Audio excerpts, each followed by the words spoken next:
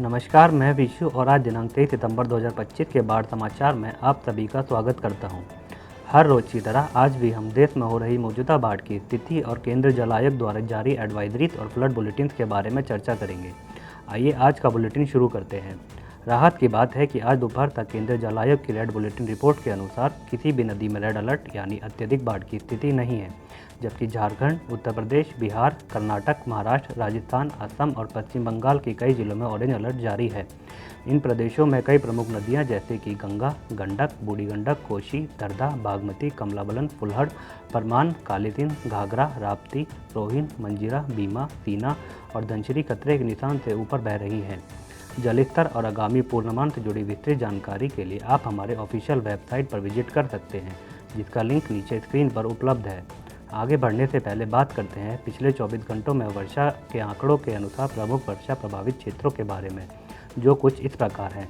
मध्य तेलंगाना, मध्य महाराष्ट्र और समीपवर्ती मराठवाड़ क्षेत्र, दक्षिणतम गुजरात और समीपवर्ती तटीय महाराष्ट्र एवं पश्चिम बंगाल का दक्षिणी भाग। आइए अब केंद्रीय जल आयोग द्वारा जारी की गई आज की फ्लड एडवाइजरी पर एक नज़र डालते हैं। शुरुआत करते हैं महाराष्ट्र से। अगले 24 घंटों के लिए तापी, ऊपरी गोदावरी तथा नदियों जैसे प्रवरा, मूला एवं कृष्णा नदी की सहायक नदियों जैसे भीमा में जलस्तर वृद्धि एवं भारी बहाव की संभावना है, जो विशेषकर औरंगाबाद, अहमदनगर, बीड़, सोलापुर जिलों को प्रभावित कर सकती है। बात करते हैं तेलंगाना की। ऊपरी गोदावरी मंजीरा के जलग्रहण क्षेत्र से भारी बहाव के कारण गोदावरी की मुख्य धारा में प्रवाह वृद्धि अगले 48 घंटों तक निजामाबाद, आदिलाबाद, करीमनगर, जगीताल, जे भूपालपल्ली, मुलुगु, बी कोटागुडेम जिलों में जारी रहने की संभावना है एवं गोदावरी नदी की मुख्य धारा पर स्थित प्रमुख जलाशयों जैसे निजाम सागर, सिंगूर, कदम, श्रीराम सागर आदि में अगले 2 से 3 दिनों तक सामान्य से अधिक प्रवाह की संभावना है। इसी के साथ कृष्णा नदी परियोजना पीडी जुराला में भी अगले 2 दिनों तक सामान्य सीमा से अधिक प्रवाह की संभावना है।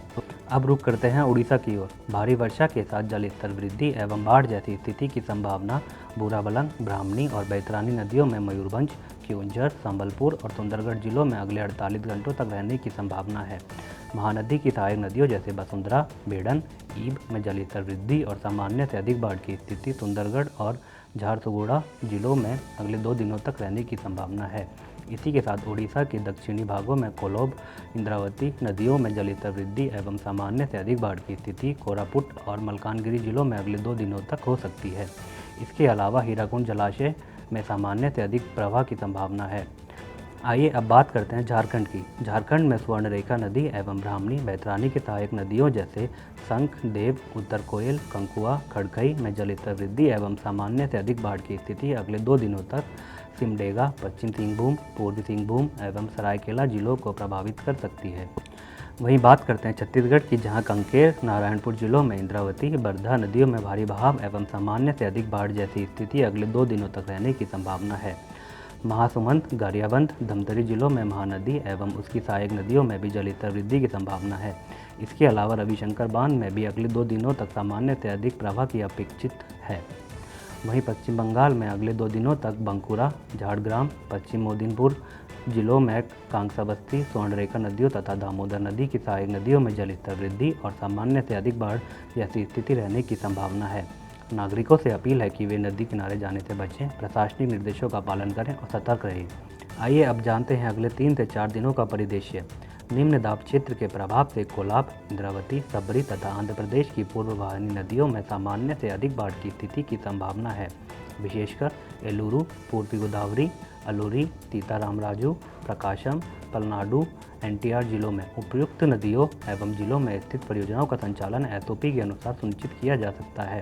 पश्चिमी भाग तटीय महाराष्ट्र एवं समीपवर्ती मध्य महाराष्ट्र में तटीय नदियों में तथा पुणे, सतारा, कोल्हापुर जिलों की ऊपरी कृष्णा नदी में भारी प्रवाह की संभावना है।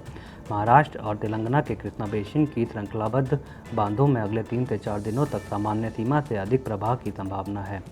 इसी के साथ आज के बाढ़ समाचार यहीं समाप्त होते हैं। आप सभी से निवेदन है कि केंद्रीय जल आयोग द्वारा उपयोग किए जाने वाले महत्वपूर्ण शब्दों और परिभाषित शब्दावली को समझने के लिए हमारा परिचयात्मक वीडियो अवश्य देखें, जिसका लिंक नीचे दिए गए डिस्क्रिप्शन बॉक्स में उपलब्ध है। इसी के साथ आप जारी किए गए बाढ़ पूर्वानुमान की अधिक जानकारी के लिए कृपया हमारे flood watch India mobile app पर भी विजिट कर सकते हैं।